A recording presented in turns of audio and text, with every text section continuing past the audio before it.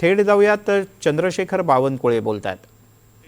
विविध विकास कामे आहेत, त्या विकास कामामधील जे काही निधी आहेत त्या निधीबद्दलचा समन्वय या सर्व चर्चा या ठिकाणी झाल्या आणि या सर्व चर्चेमध्ये महायुतीमध्ये अत्यंत समन्वयाने माननीय मुख्यमंत्री महोदयांनी एकनाथ शिंदेजी आणि सुनेत्रा पवारजींनी या राज्यातल्या तीनही पक्ष, महायुतीमधले 12 पक्ष आणि आमचे सरकार यामधला समन्वय अधिक मजबूत व्हावा, सर्वच प्रकारचे सरकारच्या योजना या सर्व पक्षाच्या, आमच्या तीनही पक्षाच्या कार्यकर्त्यांनी, पदाधिकाऱ्यांनी समाजापर्यंत पोहोचवाव्या आणि यामध्ये पुन्हा एकदा महायुतीने प्रचंड मजबूतीने या महाराष्ट्रामध्ये आमच्या सर्व नेत्यांनी, सर्व आमदारांनी, सर्व पालकमंत्र्यांनी जो काही आज निर्देश दिलेले आहेत, सर्व पालकमंत्र्यांचे पाळायचे, आमदारांनी पाळायचे, जो महायुतीचा फॉर्म्युला आहे ते प्रत्येकाने पाळायचा।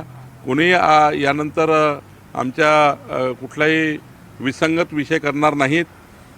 मीडियामध्ये सुद्धा त्या ठिकाणी कुणीही या ठिकाणी एकामेकाला क्रिटिसाइज करणार नाही, कारण शेवटी महायुतीमध्ये काम करताना महायुतीचीच भूमिका त्या ठिकाणी आली पाहिजे। कारण शेवटी मीडियामध्ये कारण नसताना आम्ही काही इतकं समन्वय असताना काहीतरी वाद तयार होतो आणि त्यातनंही त्या ठिकाणी मोठ्या प्रमाणावर संभ्रमाचं वातावरण तयार होतं।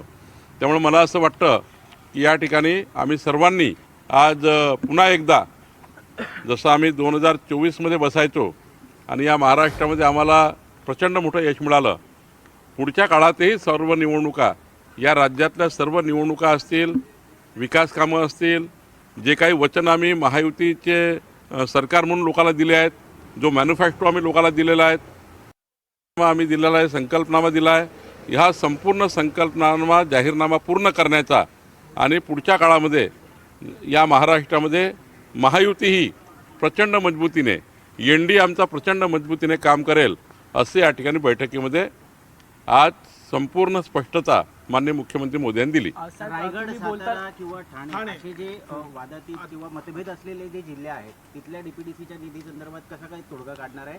आणि आयुक्त स्तरावरती होणार की पुन्हा एकदा मुख्यमंत्री, उपमुख्यमंत्री? माननीय पालकमंत्र्यांना आत्ता आम्ही संपूर्ण निधी वाटपाचा फॉर्म्युला दिला आहे। 70% निधी हा त्या भागातल्या सर्व विधिमंडळ सदस्यांना हा जाणार आहे। 30% निधी हा पालकमंत्री यांना अधिकार असणार आहे।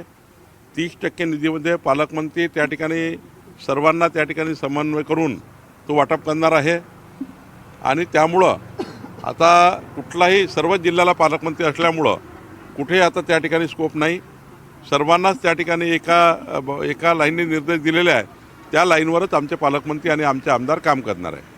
सर, अंतर्गत वाद आहेत, जसं निधीचा विषय आला, पण जे अंतर्गत वाद आहेत त्याच्यावरती काही बोललं झालं? नाही, अंतर्गत वाद म्हणजे तेच सांगितलं की अंतर्गत वादातनं जे काही महायुतीचं जाणीवपूर्वक त्या ठिकाणी वातावरण खराब करण्यात येतं, त्यामध्ये सर्वांनाच आज सूचना दिलेल्या आहेत की महायुतीमध्ये कोणतंही त्या ठिकाणी, महायुतीबद्दल कोणी त्या ठिकाणी चुकीच्या पद्धतीने वागणार नाही, महायुतीच्या नेत्याबद्दल चुकीच्या पद्धतीनं या ठिकाणी बाहेर चुकीचे वक्तव्य होणार नाही आणि महायुती ही या राज्यामध्ये अधिक मजबूत राहील, महायुती एकसंघ राहील, महायुतीमध्ये कुठलाही डॅमेज होणार नाही, याच्या सूचना सर्व आमदार, खासदारांना आणि माननीय पालकमंत्र्यांनी दिल्या आहेत। सर, भाजपा नगरसेवकांची एक बैठक होती, त्याच्यामध्ये भाजपाच्या नगरसेवकांमध्येच खडाजंगी पाहायला मिळाली। नाही, ठीक आहे, ते तर आम्ही आमचा अंतर्गत वाद आहे तो निपटू आम्ही। सर, दुसरी कोर्टाने म्हटलेलं आहे, जो खर्च कुंभमेळा करतात त्यातला 1% जरी खर्च बाजूला केला तरी 100 शाळाचा खर्च निघू शकतो, असं सुप्रीम कोर्टाने म्हटलेलं आहे। असं आहे, आम्ही सर्व शाळा या राज्यातल्या संपूर्ण जिल्हा परिषद शाळेमध्ये मोठ्या प्रमाणावर सुधारणा करतो आहे। नागपूरमध्ये तुम्ही येऊन बघा, बऱ्यापैकी आम्ही त्या ठिकाणी सर्व शाळाला टॅकल केला आहे। अनेक जिल्ह्यामध्ये त्या जिल्ह्याच्या पालकमंत्र्यांनी मोठ्या प्रमाणावर DPCचा फंड देऊन आमच्या सर्व शाळा सुधारलेल्या आहेत। आता त्या ठिकाणी काही शाळा राहिल्या असतील, मला ही गोष्ट खरी आहे की एका वर्षात काही पूर्ण होणार नाही, पण पुढच्या काळामध्ये DPCच्या माध्यमातून सर्व शाळा चांगल्या करण्याच्या आमचं नियोजन आहे।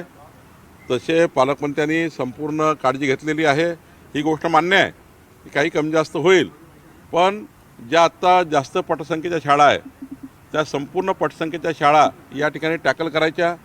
मी तुम्हाला उदाहरण देईल, आज अमरावतीमध्ये ज्या सरकारी शाळा आहेत, नगरपालिकेच्या आणि महानगरपालिकेच्या मालकीच्या आणि शासकीय शाळा आहेत, तिथे वेटिंग आहे.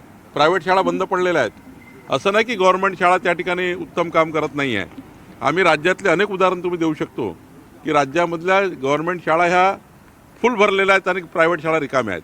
त्यामुळे असं नाही आहे की एखाद्या शाळेमध्ये जर अडचण असेल तर त्या ठिकाणी ते सर्व तसंच चालू आहे. त्यामुळं आम्ही याच्यात सुधारतो आहे आणि मला असं वाटतं ज्या पद्धतीने पालकमंत्र्यांनी DPCचा पैसा 5%, 10% पैसा शाळा या विषयाकरता राखीव ठेवलेला आहे, यातनं चांगल्या पद्धतीच्या शाळा तयार होतील. राहुल गांधी यांनी मुख्यमंत्र्यांच्या तोंडावरती जरांगे पुन्हा एकदा मुंबईत येणार आहेत असं कळतंय आंदोलनासाठी. दरवर्षी गणपती किंवा गणपतीच्या आगमनावेळी असं केलंच पाहिजे असं काही गरजेचं आहे. नाही, असं आहे की मुंबईसारख्या शहराला त्या ठिकाणी सुरक्षित ठेवणे, या शहराला जनतेला कुठल्याही प्रकारची अडचण निर्माण होऊ नये याची काळजी सर्वांनी घ्यायची आहे. सरकार म्हणून तशी काळजी सरकारही घेत आहे. आम्ही त्यांना म्हणजे आता त्या ठिकाणी आमचं शिष्टमंडळ जाऊन आलं आहे, चर्चा करतील.